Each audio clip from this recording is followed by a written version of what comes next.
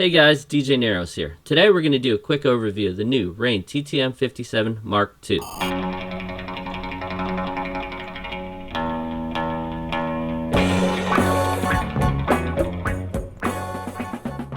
The original TTM57 was the first mixer of its kind, and by the end it had a cult-like following. So Rane came out with the Mark II. Staying true to the original design and workflow, they improved it by updating the software and control surface, along with adding a lot of requested features and functions. Most importantly, it now has two USB 2 sound cards, offering easy DJ switchover or dual computer applications.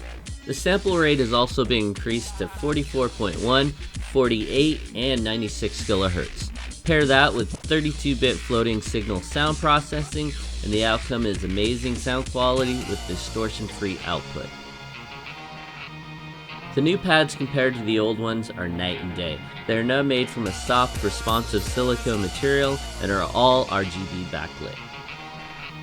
Like the pads on the Rane 62, they also have multiple functions. They can control cue points 1 through 4, 5 through 8, or the SP6 sample player and bank. The RGB backlit pads will also match the colors of the cue points in SDJ. It's also really handy if you organize your cue points by color like I do. Red for the beginning of the track, yellow for vocals, and so on. Pressing an unlit cue pad will also create a cue point in SDJ. Switching from cue points 1 through 4 to 5 through 8 is as simple as pushing the shift and cue sample button at the same time. Switching to the SP6 sample player is simply done by pushing the cue sample button. The much beloved joysticks are back. Currently they're set to key functions like slip mode, instant double, sensor, and internal mode. Custom MIDI mapping for the joysticks are currently in the works. Slip mode allows you to manipulate the audio of the track. After you release the track, the playhead will return to where it would be if you had not manipulated the audio. The instant double function is now easier than ever to access. In essence, it's a really simple feature for beat judging, but also allows you to add some flavor to your mixing.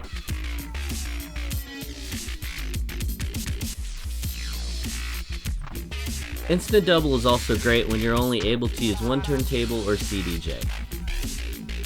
The accessibility of internal mode is improved as well. If you have ever had bad connections, a bouncy floor, or bad needles, the easy access of this function makes it a lifesaver. Sensor's great when you're in a pinch and you just don't have a clean version of a song. A tap of the joystick turns it into a transform switch.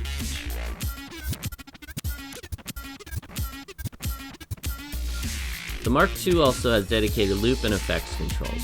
No more switching in and out of groups like the original. Scroll to the loop link you want and push down to activate the loop. Loop Roll now has its own backlit button right next to the loop knob.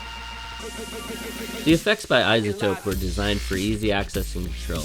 Even though the effects are software based, they are still post-fader. You can also choose to display which effects you want to use and which you don't. You can scroll through the effects with the dedicated knob, then press down to select the effect you want. Changing the beat parameter is done by holding down the shift button and using the effects scroll knob. Now push the dedicated button to activate the effect you want.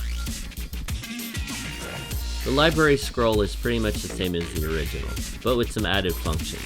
By holding the shift button down, you can go between your crates and songs. The input sections are now as easy as the Rane 62 and 64. Just turn the dial and you're in. No more trying to queue up records or CDs to switch DJs. There's also a dedicated sweepable low-high pass filter for each channel, which is also customizable in the device panel. Now you can get your sweep on any way you want. And the kill switches are back, including the skulls. You can activate them by holding down the button or latch them by pushing the shift button first. Now to the headphone section. It's pretty much the same as the original, but by popular demand, split queue has been added. If you've been staying on Scratch Live and waiting for SDJ to become stable, well, the wait's over. SDJ has been stable with DVS since 1.7.2. Thank you, and please tune in for part 2 as we cover the foot switch and talk about some tips and tricks.